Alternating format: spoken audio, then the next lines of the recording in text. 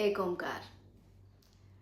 आप प्रश्न कर रहे हैं कि प्रभु से आपने भरपूर प्रार्थना की, फिर भी आपको बदले में कुछ नहीं मिला। और ये कैसे संभव हो पाता है कि कुछ लोगों को बिन भगवत पूजन के ही सब कुछ मिल जाता है। तो यदि आप भगवान की भक्ति निष्काम भाव से नहीं कर रहे हैं और अपनी भक्ति के बदले भोग की कामना कर रहे हैं, तो आप ये प्रश्न के सही हकदार ही नहीं हैं। अन्यथा आपको भक्ति का मार्ग त्याग देना चाहिए। ईश्वर की भक्ति, उनको भोग लगाना, उनकी प्रार्थना करना, घंटी बजाना, मंदिर जाना, उनके शुभ दिनों को त्योहार के स्वरूप में मनाना, सब करना बंद कर दीजिए, क्योंकि ईश्वर को आप नहीं खरीद पाएंगे। यदि ईश्वर के साकार स्वरूप में उनकी मूर्ति के समक्ष आपके अंतः में समर्पण का भाव ही नहीं है, तो अपना समय व्यर्थ न करें और ईश्वर से इस पल के बाद कुछ भी मांगने न जाएं। सुनी होगी आपने ये कहावत, बिन मांगे मोती मिले, मांगे मिले न भीख।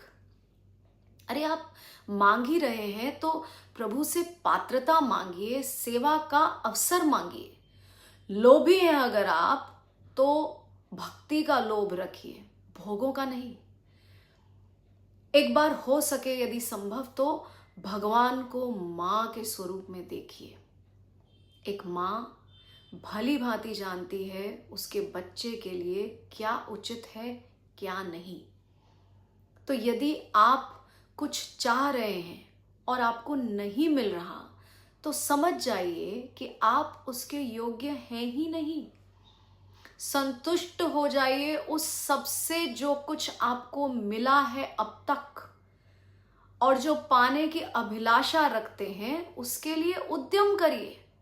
उद्यमेन ही सिद्ध्यन्ति कार्याणि न मनोरथे, नहीं सुप्तस्य सिंहस्य प्रविशन्ति मुखे मृगा।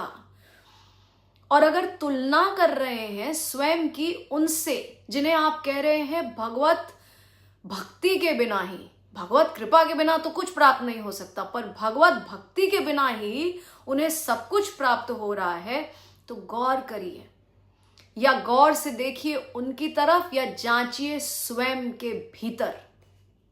कहीं कर्म योग या मानवता के मार्ग पर या धर्म के पथ पर आप तो नहीं कम पड़ रहे हैं। पराये धन को तो देखना भी पाप है। स्वयं तक और स्वयं में यदि हम केंद्रित रहें और धर्म, कर्म एवं अनुशासन से उद्यम करते रहें, ईर्ष्या की जगह प्रेम से सबको देखें और अपना सर्वस्व प्रभु को सच्चे हृदय से समर्पण कर दें, तो क्या नहीं मिल सकता हमें। फिर उसके आगे हरि इच्छा और हरि की लीला। नमस्कार।